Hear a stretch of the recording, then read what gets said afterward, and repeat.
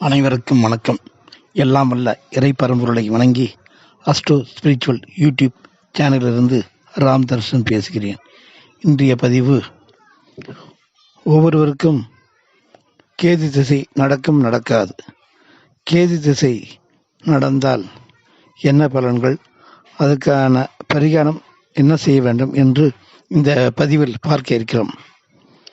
கேது திசை 7 ஆண்டுகள் என குறைவாக இருந்தாலும் தாண்டுவதற்கு சிரமமானது. நிறைய படிப்பணிகளை தரும். கேது திசை நடப்பில் உள்ள ஜாதகருக்கு வலது மூளை மற்றும் இடது மூளை இரண்டும் சரிவர செயல்படாது. எனவே ஜாதகர் தன்னை தனிமைப்படுத்திக் கொள்ள நினைப்பார். உறவுகள் மீது வெறுப்பு ஏற்படும். முடி வளர்தல், அதாவது முடி வெட்ட வேண்டும் என்கிற எண்ணம் இருக்காது அல்லது குறைவாக இருக்கும். எந்த ஒரு மனிதன் மிக அதிக தனிமையை விரும்புகிறாரோ அவர் கேதுவின் ஆதிக்கத்தில் உள்ளதாக அர்த்தம். ஒரு மனிதனை பக்குவம் அடைய செய்வதில் முதல் பங்கினை வகிப்பது கேது திசையே.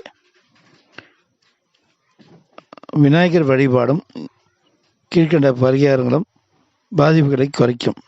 பரிகாரங்கள் என்னென்ன செய்ய வேண்டும்? திங்கட்கிழமையில் யமகண்ட நேரமாகிய காலை 10:30 மணி முதல் மதியம் 12 மணிக்குள் விநாயக பெருமானுக்கு 7 அரச இலை, 7 மண் அகல் இவற்றில் நெய் நிரப்பி பஞ்சு திரியில் விளக்கேற்றி ஒவ்வொரு விளக்கினையும் அரச இலை மீது வைத்து ஏற்ற வேண்டும். கேது தசை நடப்பில் உள்ள போது முருகப்பெருமானுக்கு முடிக்காணிக்கை அடிக்கடி செலுத்துவது நல்லது. கேது தசாவில் ஜாதகருக்கு சூரிய நாடி மற்றும் சந்திரன் நாடி சரிவர செயல்படாது. யானைக்கு 2 மூக்கிலும் சீரான சுவாசம் வரும்.